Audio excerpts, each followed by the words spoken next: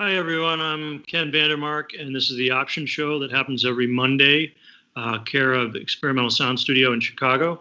Tonight, we have a very special guest, Terrie Hessels, otherwise known as Terrie Ex, most well known for being one of the founding members of the band The X from the Netherlands, but also involved in all kinds of music, improvised music, runs his own record label, tons of activities. And we're going to start talking to him in just a second. Thanks very much for being here, Terrie. It's good to see you and the work that you're doing on your office. Every Monday, care of Experimental Sound Studio in Chicago. Okay. Tonight we have a very special guest. We seem to have otherwise known as Terrie Ex, most well known. Yeah, you have to mute one of the founding members of the band The X from the Netherlands, but also involved in all kinds of music, runs his own record label, tons of activities. We're going to start. Where do you mute? Oh, yeah. Yeah. You see the speaker? If you press it, it'll be an X. Oh, okay. All right. Yeah. Sorry. No problem, Terrie. As you can tell, Terrie is a master of technology.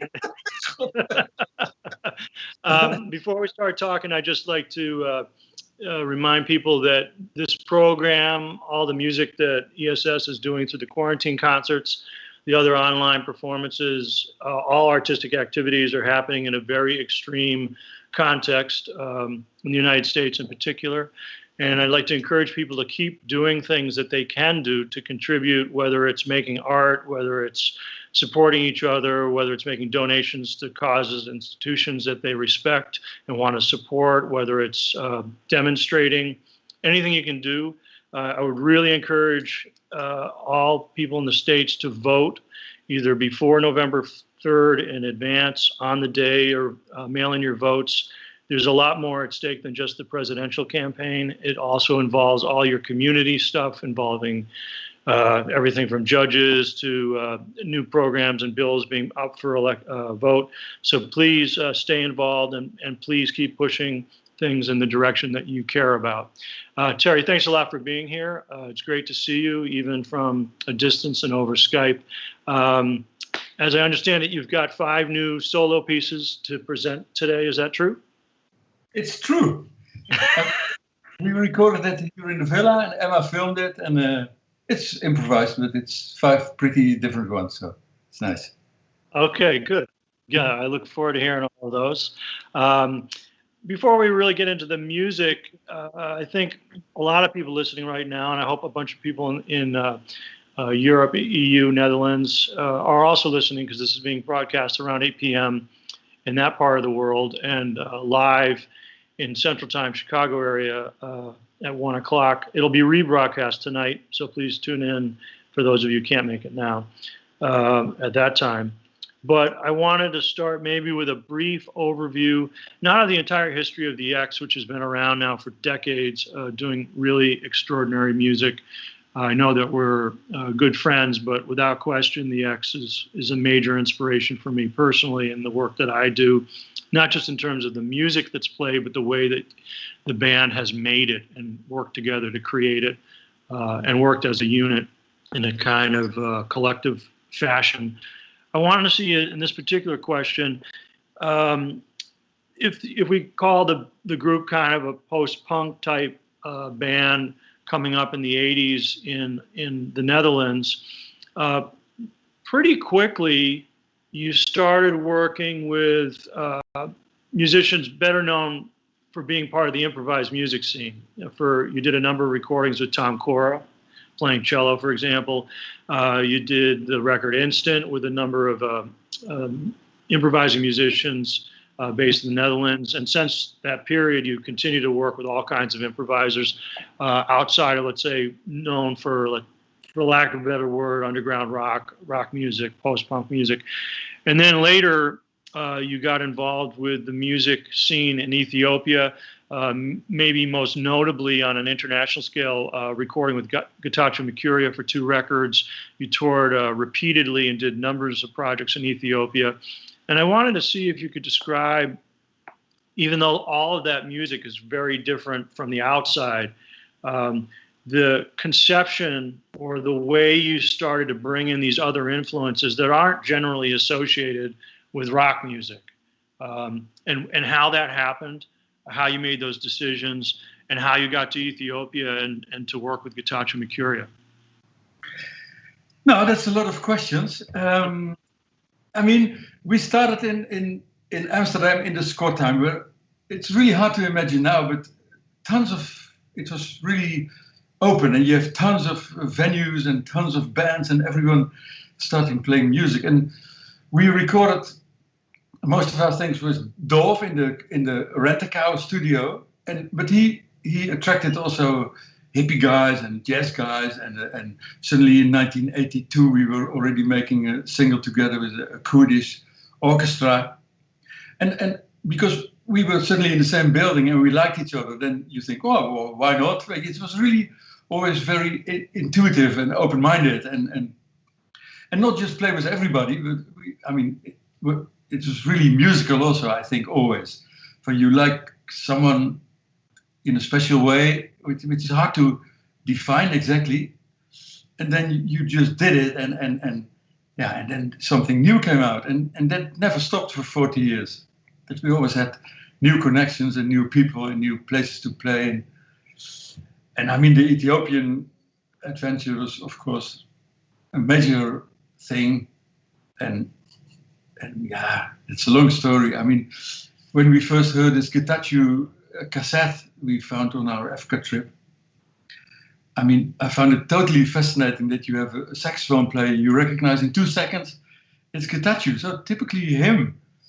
And then we thought, we have to invite him, and then we went to Addis to look for him. We didn't even know he was alive. And then after some contact and blah blah, he came walking on, and I said, yeah, we do a festival. You want to come to Europe? He never been outside Ethiopia. He said, yes, I do it. And that was it. And then that was the only English you could talk, so it was very simple. But he liked the idea and he liked us, and he didn't start about money or complications. And then he flew to Europe, and we had him play with the ICP. We thought then he has an amazing orchestra to play with. But then he saw the act, and he said, I want to play with you. And then, oh, no, yeah. And then that's how it started, from both sides, and which is fascinating in a way.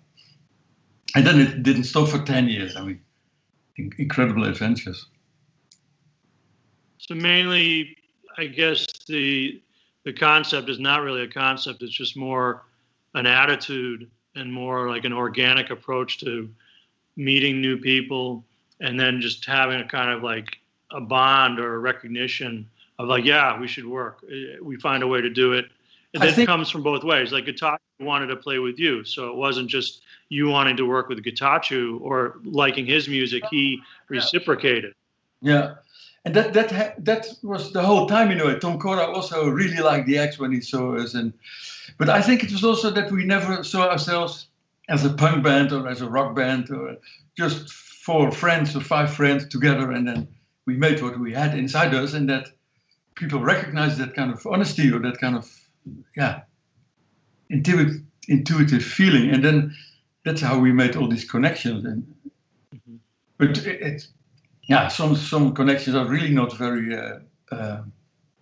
easy to understand for people. That we suddenly work with a circus from Ethiopia also, and then you make something together, and it felt great. I mean, normally I'm stiff as a rake, so I would normally never think of working with a circus, stuff like that. It's fascinating. Yeah. But somehow it works. I mean, I remember when the first record with Getachew came out, I've been following the band as a fan for years, and I wondered, like, wow, I mean, how is this record going to be? Because, very often when you have music from very different cultures, very different aesthetics coming together, it's like less than both original sources. It gets watered down, and there's like a kind of like it's like a meeting, but everything too much gets compromised. You know what I mean? And like a lot of things that, at least, let's say in the States, get called quote unquote world music, tend to be pretty bland versions of whatever the original sources are. Yeah. But then when I put on the record with Gitachu, I was so exhilarated because it sounded just like the X and it sounded just like Gitachu. Yeah.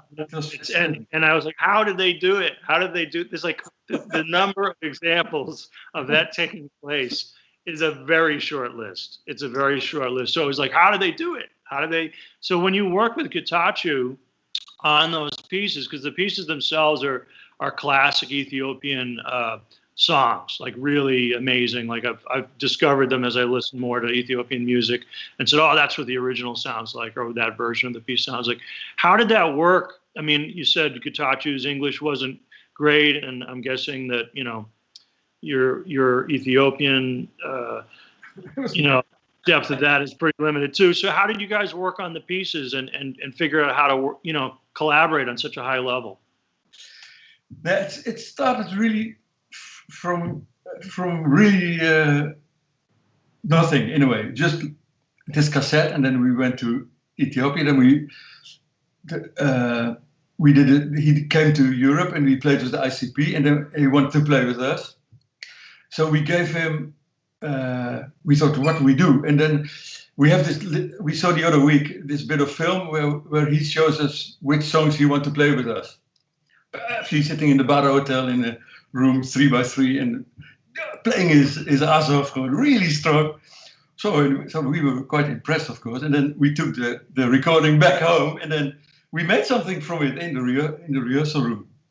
Xavier one time came past, and so we made something. And then we also have this footage when a year later we go back to Ethiopia, and he listens to the thing we did with the headphones off. And then he goes mad, he starts singing, wow, I know, wow, great, great. And then he imitates the clarinet, great, great, great. So he really liked also all the experimental stuff we did, all the improvised bits. And he was a real big fan of Kat right away, of Katrina, the drumming and the noisy guitar. Oh, he totally loved it, just from his intuition. Because when Gitachu hated stuff, that was quite clear also always. That's a fact. We didn't have to speak much language or much. No, we didn't. Yeah, we hardly speak Ethiopian still, and he hardly any English till the end. So, but it just worked on intuition and musical. Yeah, it's amazing. So, if he was enthusiastic about something you guys did in terms of the interpretations of the songs, because they're really distinct melodies and whatnot, he would just be enthused. You could see it on his face or his response. So you knew you were on the right track. And then if because I know he would like, broken music, he would be like, that's bad. You knew really fast. So you kind of were like trial and error a little bit with the pieces and getting the feeling on them and the sense of them. Because a lot of the Ethiopian grooves and the way that they come together, I mean, superficially, it sounds like, pretty straightforward, but there are a lot of nuances in there that can be confusing coming from like more Western music. I remember rehearsing on the record that I did with you guys in Gitachu, and there was a piece when we were working on the earlier music to do the tour, and in the middle of this piece, you guys have been playing with Gitachu for years, it kind of fell apart, and I remember everyone looking at, because I was just learning the piece and everybody else was looking at each other. Wow, what happened? What happened? And Kat was saying, no, you came in on 1 and it should be on 3. And Andy's like, what do you mean it's in 4/4? And Kat's like, no, it's in 3/4. And Xavier, no, it's in 6/4. And like everybody, it was really amazing. Like there were 3 or 4 different versions of just what the time was. What meter it was. Yeah. But everyone was able to play. And that's one of the most amazing things about Ethiopian music is you'll have stuff that has like a 5/4 metered line against something in 6, and you don't even like feel it that way. It's just an incredibly layered approach to time and melody and overlapping. It's amazing.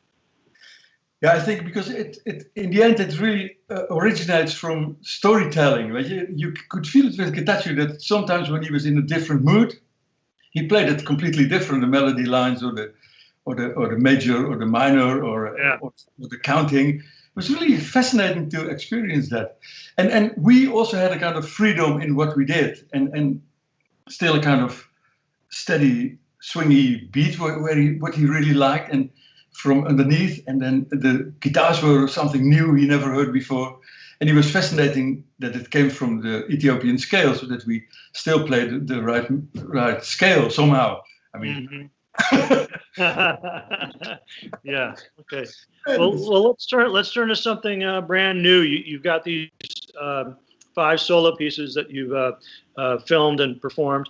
Could you talk a little bit about the first one? You said all 5 are very different and they're concise. So let's start playing them. What's the first one? A background or do you want to just play it and we'll talk about it after?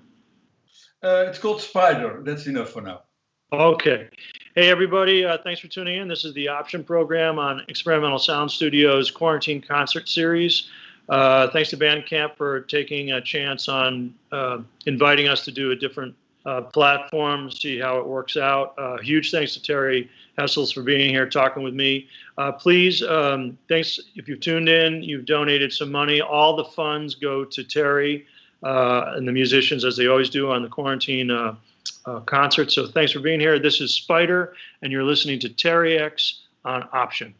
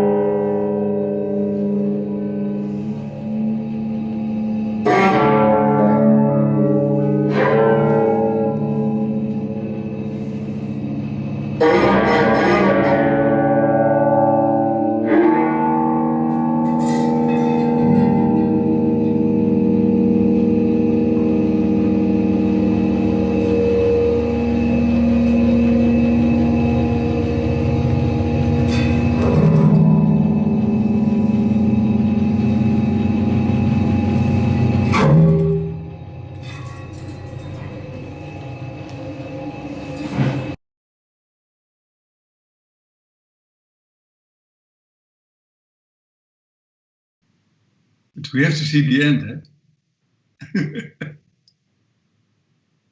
eh? we're on like a delay. Oh, sorry. So they're seeing the end. Don't worry, Terrie. Hi, folks. That was a piece called Spider, which featured Terrie on guitar and also a pottery wheel. That was pretty great. I hope you didn't damage Emma's ceramics too much. No. Very safe. That's super fantastic. Is that the area in the villa where Emma does the pottery work? Yeah, in the basement. Yeah, that's the basement. I mean, it's much smaller than your basement, but it took me like 2 years, 2 years to make it waterproof. But yeah, that's the deepest Dutch basement I've ever seen. It's I know. crazy. Yeah. 2 meters of water left for like 10 years, but now it's fine. It looks very safe. It looks really safe. Hey, how do you think about? You mentioned earlier that the X, the conception of the band isn't so much like, it was a post-punk band or this or that. It was a bunch of individuals, and this is the music they made together. This is how they thought about music. When you have talked to me about hearing Misha Mengelberg really early and Derek Bailey really early, like the kind of impact they had on your thinking as a musician, was it easy to make a jump to creating music from a completely spontaneous level, or or did you just have, let's say, an improviser's mentality immediately, or was it something you kind of explored and worked on? Somehow it was there from the beginning. When I listen to the really old stuff, which I never ever do, but now there's time, I'm surprised how improvising we already are in the very beginning. That's fascinating. Of course, we didn't know very much about free jazz or improvising, but when you saw people like Misha or Derek Bailey or Cecil Taylor, it was so impressive for us to see these really honest guys, really coming from deep inside this kind of, also this obnoxious Misha and the kind of rebellious Derek Bailey. It was totally fascinating and inspiring, really. Mm-hmm. So it wasn't just a musical thing. It was, again, kind of a point of view or an attitude that you recognized the spirit and what they were doing. You connected with it immediately. Yeah.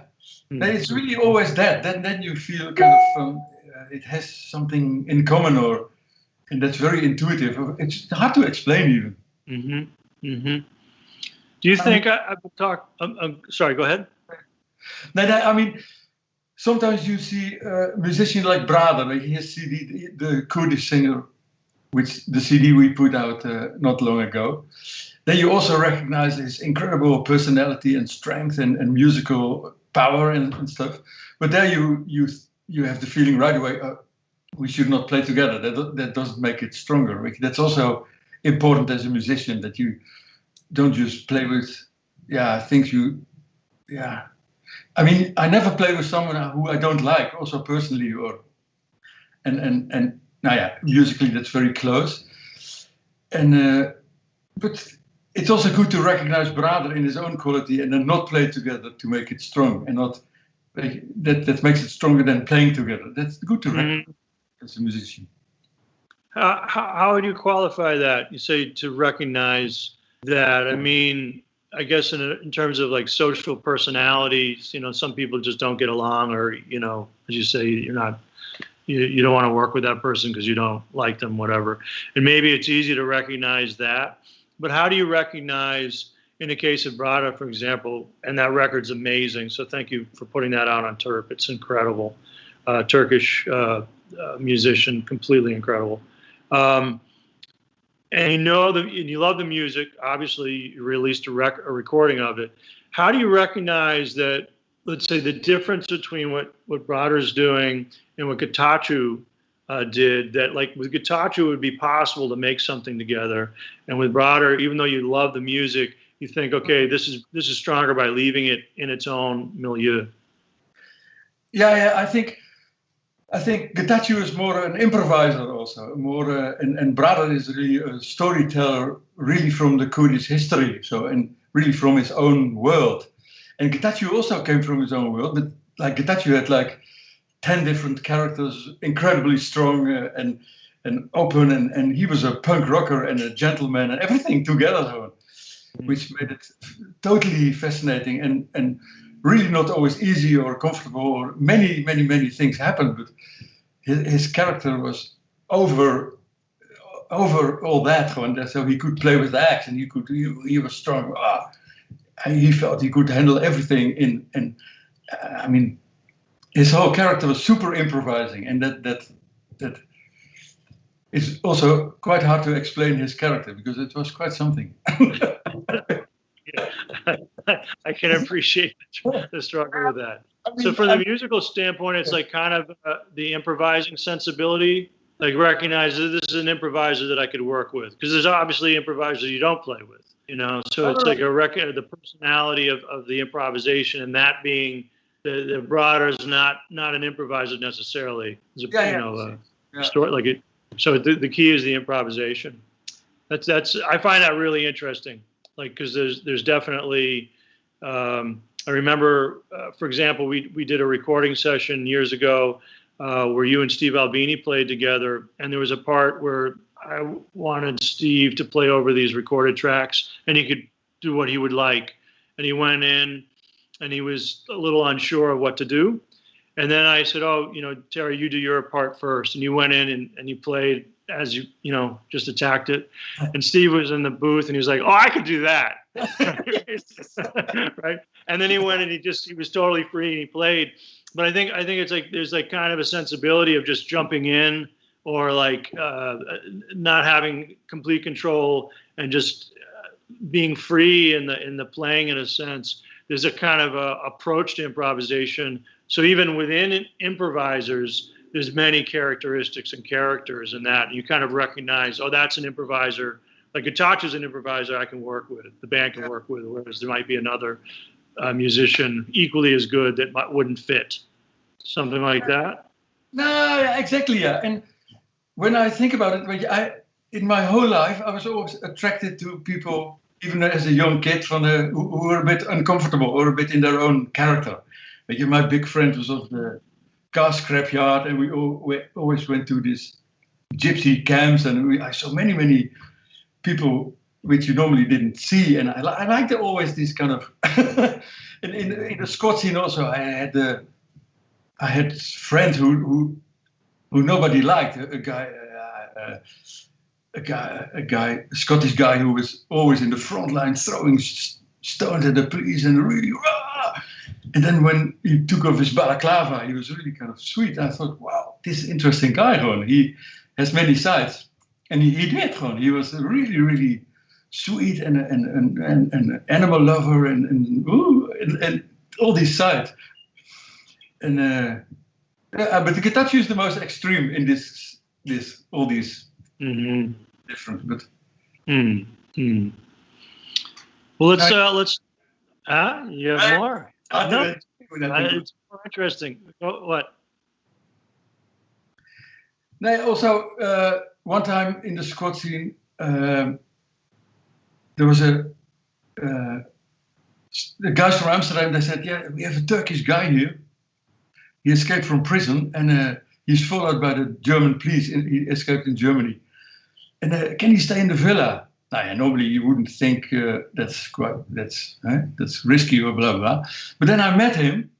I thought, yeah, this is a great guy. And he had been 8 years in prison, so he was pretty different than us students. And then he really stayed a whole year in the villa, and we got along very, very well.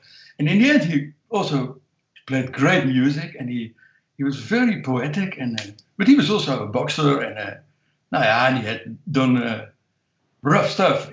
Always when it was Christmas, they robbed a supermarket with his friend, and they sent it to the prisons in Germany, stuff like that, which we never were brave enough to do. All this kind of stuff. So, and that's why I think Getachew related also in that sense to us. He he could feel that he could show his whole character, and we would improvise on that as a friend and accept many things of him. Not everything, but it was fascinating. Yeah, to be accepted for what you are, and both ways, like him accepting what you guys were, being who you are, that's a huge thing that needs to happen between people. I mean, when you think of, I mean, it's extraordinary to me, and having had the opportunity to witness it, to see the people that I've gone to Addis with you, and the reception there and the interchange. It's really a collaboration. It's not like an imposition of, okay, well, this music gets played. We're bringing Western culture into Addis, or vice versa. It's really meeting in this mix and allowing things to coexist for what they are, and not compromise those things. And it's really unbelievable testament to what is truly possible between very different cultures, and the willingness to coexist and accept the differences and not force a change upon them, but to really try to learn from them.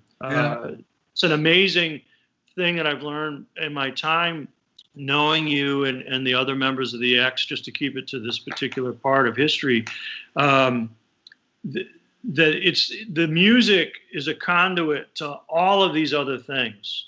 Like the music for me, I mean, speaking personally, it's like, okay, it leads me to meeting you, for example. It leads me to getting the opportunity to go to Addis and play with Gitachu. It was through music, but all of the things that came from that, the experience of getting to go to Ethiopia, like that, it wasn't just the music, just to talk about that. It was being there. It was meeting everybody. It was eating the food. It was walking in the streets. It was seeing the Zmari bets. It was like everything that happened. It was like this wave after wave of experience connected to music, enabled by music, but the things that music brought. That's why I say it at the beginning, like what's happening right now is in a context. The music takes place in a bigger picture that involves all kinds of people, all kinds of culture, and the awareness of that and the power of that. Definitely, I've learned that over and over again from my association with you and the chances to get to be around you and around the people you know. It's an incredible community. So now that I've said that, let's listen to more of your music. We have a second piece. And what's this one called? Let's have a look. It's only 5, Terrie. It's called 1 second. Is it literally 1 second? No. Okay. You'll see. All right, everybody, we're talking to and listening to Terrie Hessels, Terrie Ex. It's fantastic, and please stay tuned. Thanks to ESS, thanks to Alex and Ralph for all their assistance today, and thanks for tuning in. This is Terrie Ex.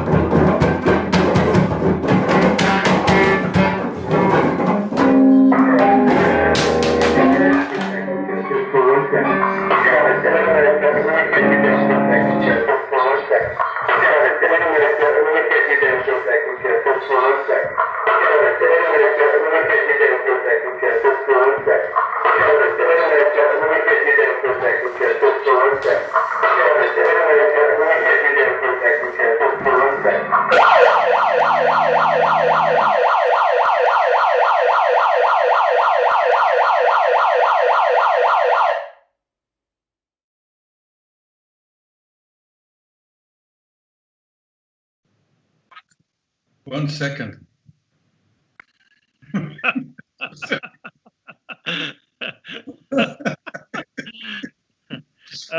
What led you to using all the extra I don't know what the right way to put it, the other objects on the guitar, to use the guitar pickup as like an amplifying element as opposed to the conventional approach to the guitar?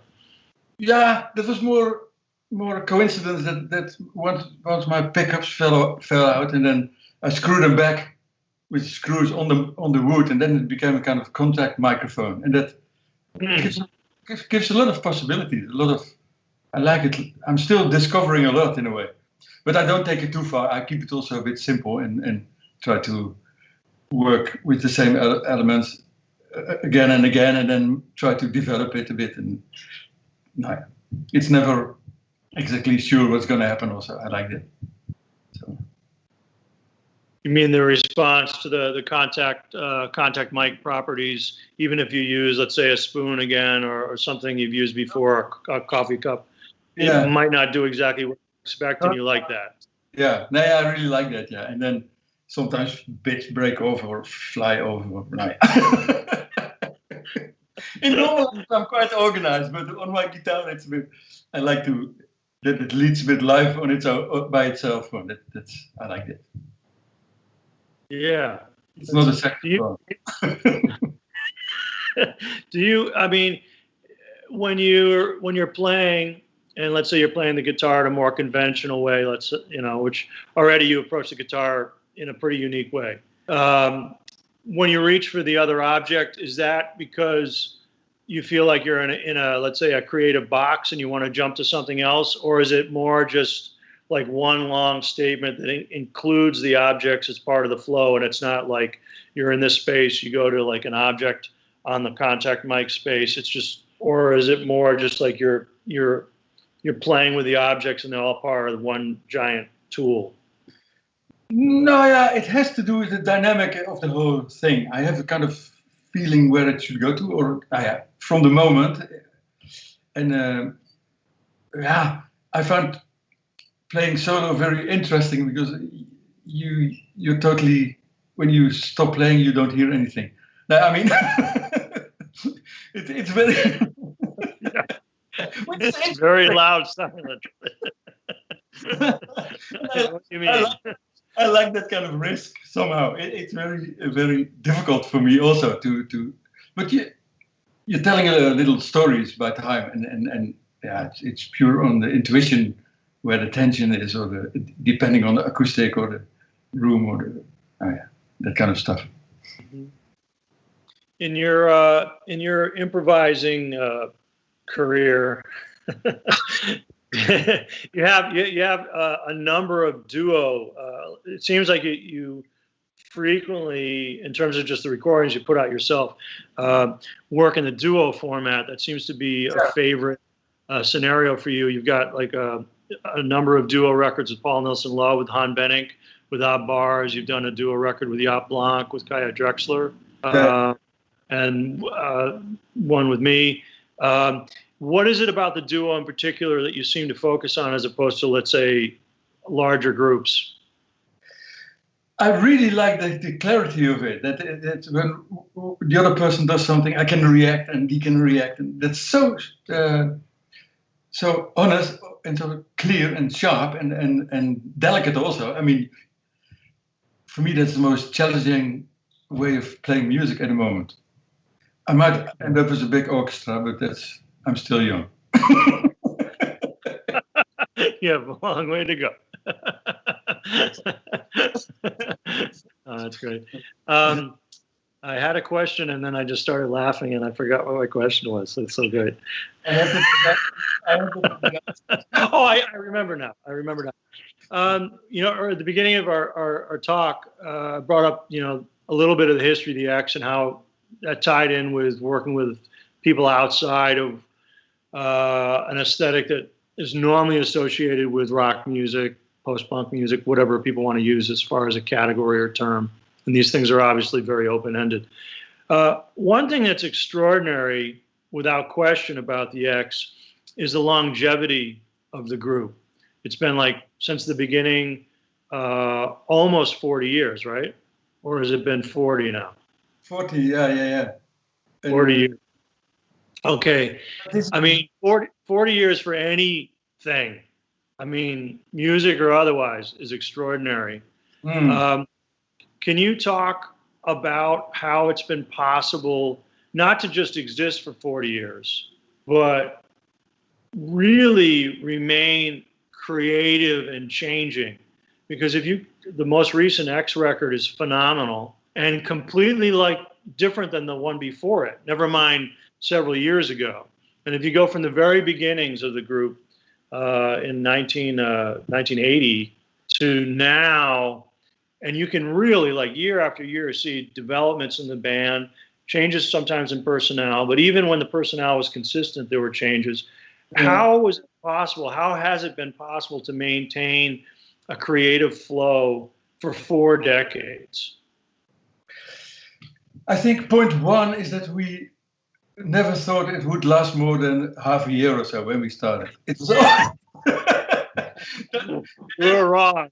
But already very soon we were taking risk and working with people, and also we were always very open. We were open to new developments, and that because we were never wanting to repeat ourselves, and that for us that was very natural, and we were lucky also somehow that gave enough energy back and enough to last so long, and I mean. Also, we were lucky with the people we met, and Tom Cora, but also we had incredible adventures from the beginning. I mean, we were the first band in Poland and Hungary and Russia. We did a kind of pioneering tour, and we took a lot of risk in that sense also. And yeah, and then we suddenly had the X orchestra, and we had many. Yeah, there was never a standstill, never a repeat for your creativity, and so it's all 40 years have been incredibly challenging, and open and free and exciting, and well, it's also a long time now. In this very weird year, you suddenly think, well, wow, what we've been very busy with the X 40 years. The one thing I remember, I've asked you this question several times just because personally I want to learn from anybody I can, and learn from, you know, the ability you've had to maintain this creative edge. And at one point in talking about it, you mentioned that you were careful not to tour too much. I mean, basically every year you've been doing stuff for 40 years. Obviously, you've done really extreme tours, like you said, going into the Eastern Bloc when it was still communist. You know, when no one had really done that before as a rock band. I mean, those stories are unbelievable. But you know, touring takes a toll on people, and if you're working with basically the same configuration of individuals and going through those trips. The challenges of them playing every night, the physical challenge, the exhaustion level, etc., the stress. Yeah. I mean, somehow too, I think you guys have been super smart about pacing, knowing how much you should do. Right? Is that part of it? Not to burn yourself out? No, but that's really a big part of it. But it also came kind of natural. We never thought we have to be famous or we have to earn a lot of money, or we thought we have to play great music for people. And go for adventures, but I mean, it's silly to play 200 gigs a year and come home totally wrecked. Also, it's also nice to have your normal life also in a good way. And so, but we were 7 gigs from 2,000 concerts, so that's average of 50 concerts a year over 40 years. So it's quite amazing in a way. Also, when you But what I say, we never think about all these, that you have to be famous or you know exactly what I mean. It's about music and about social. Music is also a social thing, and I mean the X has been very strong with the festivals, but and with the food, and we always take care about how we travel in the van and bring enough things with us and make it a bit nice that you are on holiday almost also, and then concentrate for the music and be able to do it as strong every night as possible. And of course you have concerts where you're a bit overworked or a bit tired, or and travel, flying is crazy, and I mean you know everything about it. So, but no, we have been lucky also thus far. Yeah, I would say fortunate. You've worked for the luck. You've worked really hard. I mean, it's super inspiring, super inspiring. So let's listen to another piece now. What's this one called? Check your set list. Yes. 3. Number 3. Yes, shut up. Crackle shoes. Crackle shoes. Okay, everybody, this is Crackle Shoes. Stay tuned. We'll be right back with Terrie Ex.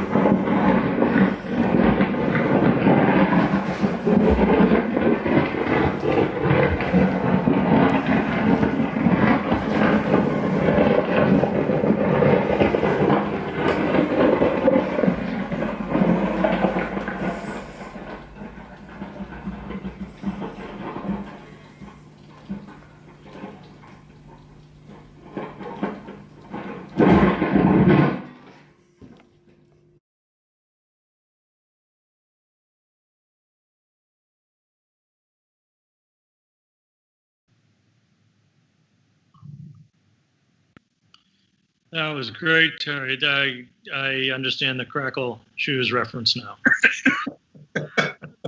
What?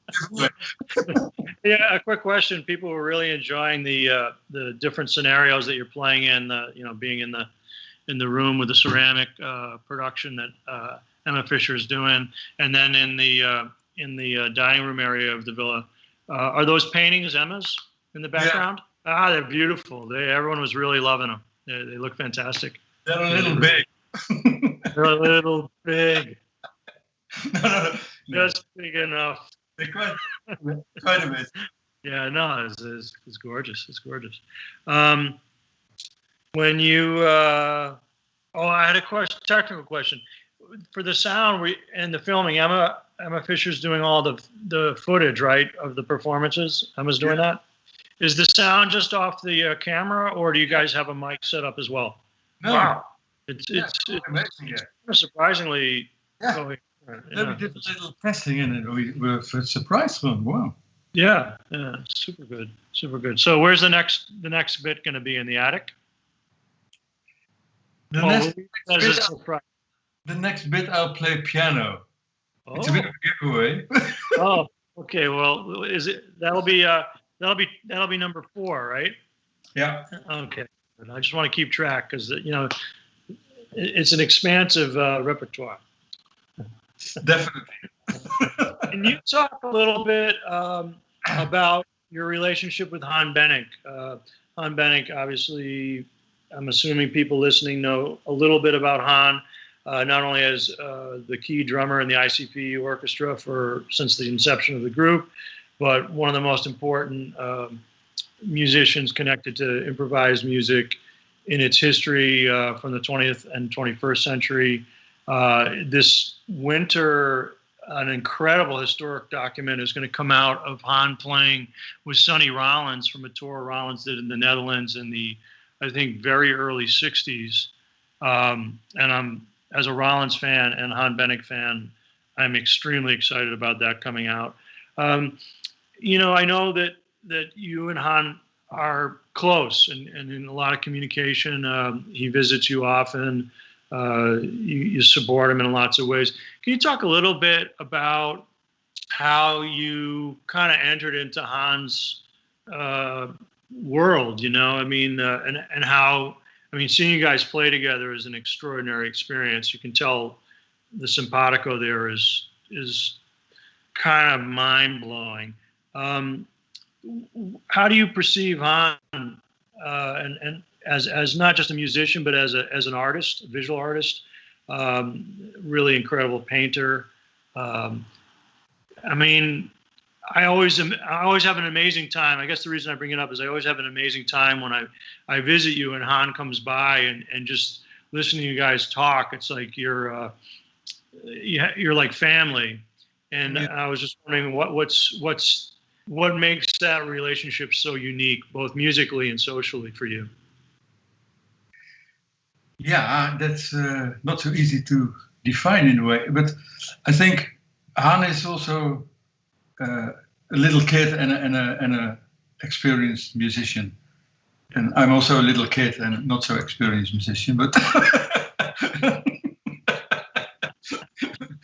but I like people who are also totally open in their heart, and Han is really like that, and because I also have that, my dad had it also, and so I understand Han in 2 seconds how he feels, and I can so easily relate to him.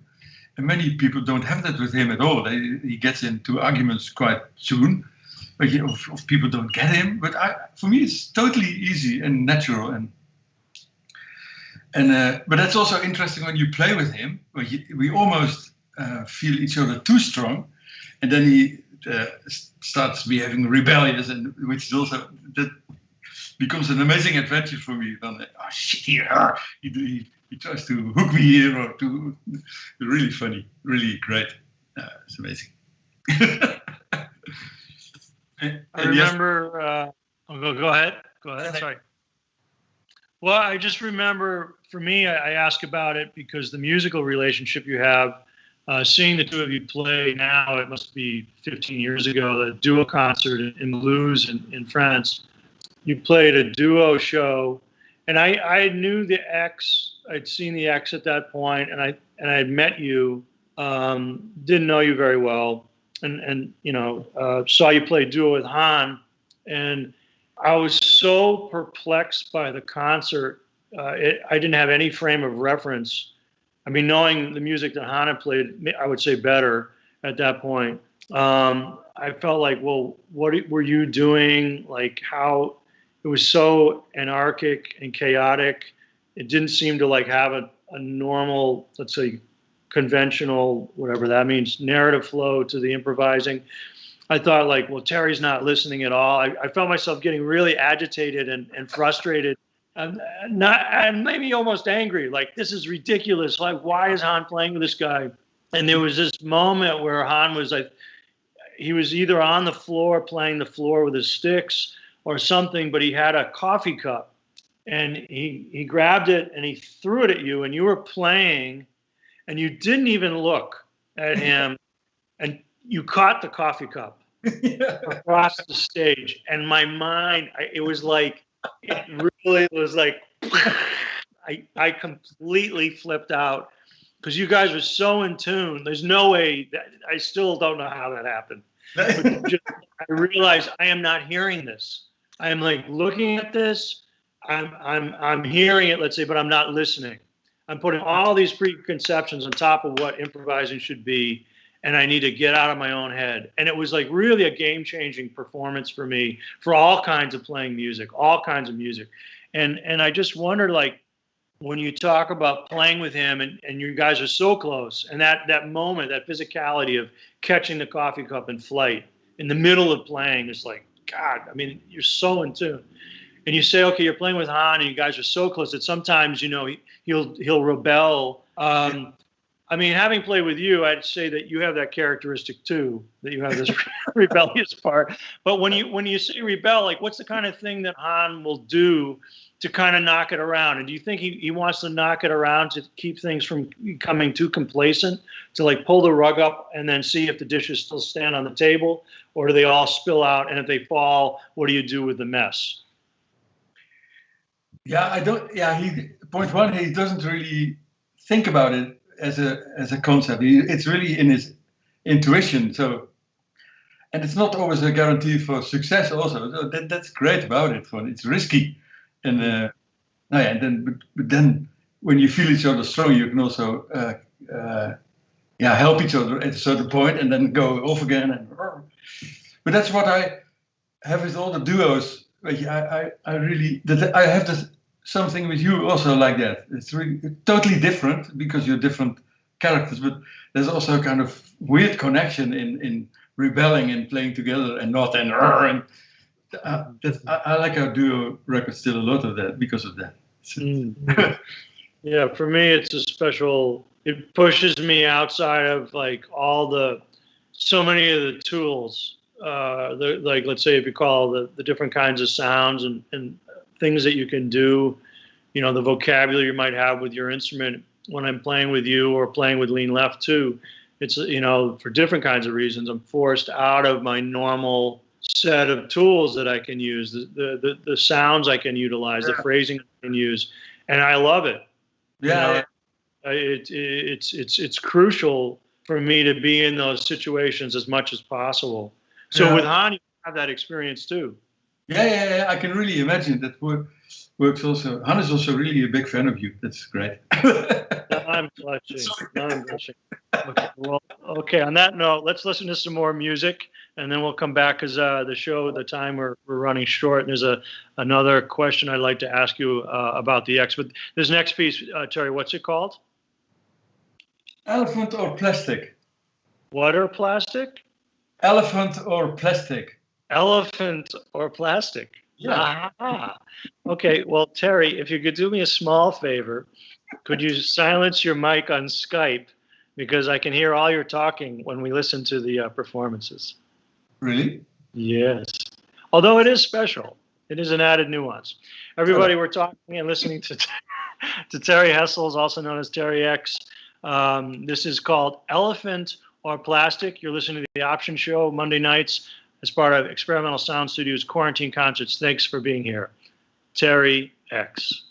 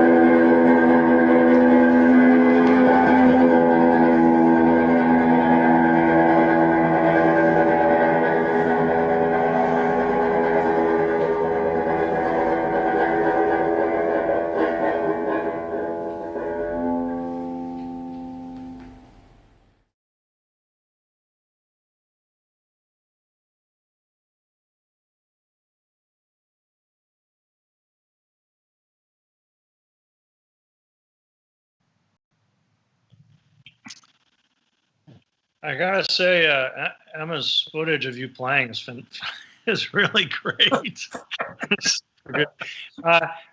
Quick note: you started playing music on the piano, didn't you, as a kid? Yeah, that's true. In a way, from my mother's side, they had 4 sisters, and they all played piano. And there's even this great, the oldest sister of my mother. She became 90, and then I had to bring her to a doctor or something, and then she said, "Terrie, today I played piano for 80 years." I thought, wow. So 40 years with the Ex is nothing, Yeah, man. exactly. That's what I thought. but you have like a very musical background because on your mother's side, all of her sisters playing piano, and then your father was a bass player, right? No, he played everything. He was, Oh. yeah, he could guitar, ukulele, vibraphone, double bass, and quite amazing. Good photo here. Okay. Which one is he? Thank you. The middle one. Oh, sorry. Okay, thanks, Terrie. Okay, excellent. And another a weird trivia tip, trivia question thing is you're named after Terry Gibbs, the vibraphone player, correct? That's true. Yeah. That's, yeah, my brother is called Django, and and my father had thousands of jazz, mainly guitar and vibraphone records. Okay. So, yeah, it's crazy. Yeah. But that's why I want to play guitar, because I heard so much guitar when I was young. I thought, no way. Really? Yeah. So it wasn't like a punk rock thing. It was growing up hearing jazz guitar like Django Reinhardt at the house. Yeah. Every day, the whole day, I hear jazz guitar. It shows great. It really shows. Hey, I've got a question from somebody, and I don't want to mispronounce their name, so I'm just going to go with the question.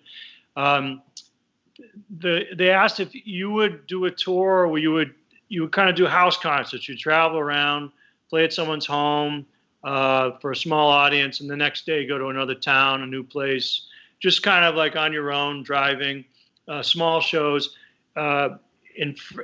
They're from France, and they say they call it a concert chez l'habitant, gig at home. Have you ever done something like that, or is that something you might think about doing now in this kind of situation we're in, where normal concerts are difficult? Yeah, no, that could work. I mean, I did not many, but over the years, I did some home concert in Amsterdam or in Belgium or Key Peters and. No, I like it. It's very close, so it's very scary also. But it's challenging. Yeah. No, there's something really beautiful about those kinds of concerts, like playing at Guy Peter's place when we did the duo there. It accentuates the social aspect. Yeah. It was so personal and intimate. I mean, concerts of this music tend to be intimate because, for most improvised music concerts, unless it's a festival, the shows, max out maybe a couple hundred people, 50 to 200 people, depending on the location, the situation. And those are pretty intimate anyway. Playing shows with the Ex when I've been able to sit in with the band, those have that kind of intimacy no matter what the size. But doing a house concert where you're in someone's living room or dining room playing to like a dozen, maybe 20 people, there's something very special about it. And as things go forward into the next year with so many restrictions on playing, maybe that's an option, to make it work and keep things safe for people. Also at the Villa, we had some amazing home concerts from incredible stuff. Yeah. My favorite moment, one of my favorite musical moments of my life is that when the house was 100 years, we had a big party. I mean, only an excuse, and then Getachew was there and Sahaitu Baraki from Eritrea, and it was so tense because it was the time of the big problems between the two countries, and so they were calling each other the wrong name, and really, and I was really nervous.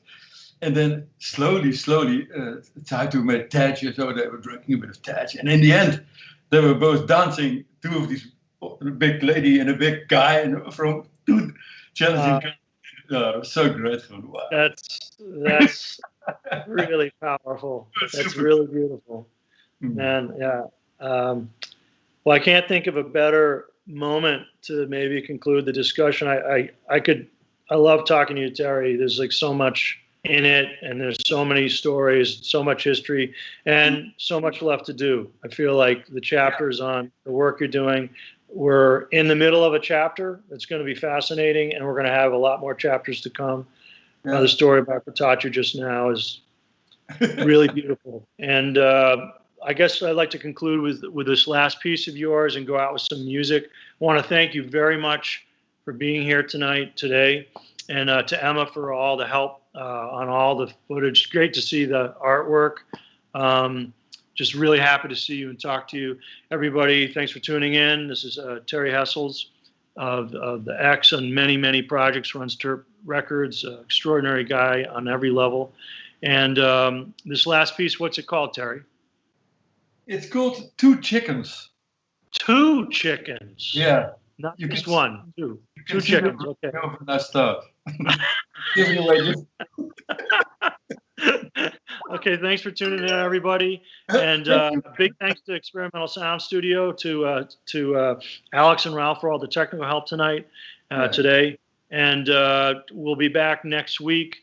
Also, starting at 1 o'clock, we've got a special show with Farida Femadou, a Belgian musician, amazing player, and Andrew Klinkman will be running that discussion and show. So thanks for being here. Thanks so much, Terrie. It's really beautiful to see you. And we're going to go out with Two Chickens, a la Terrie Hessels.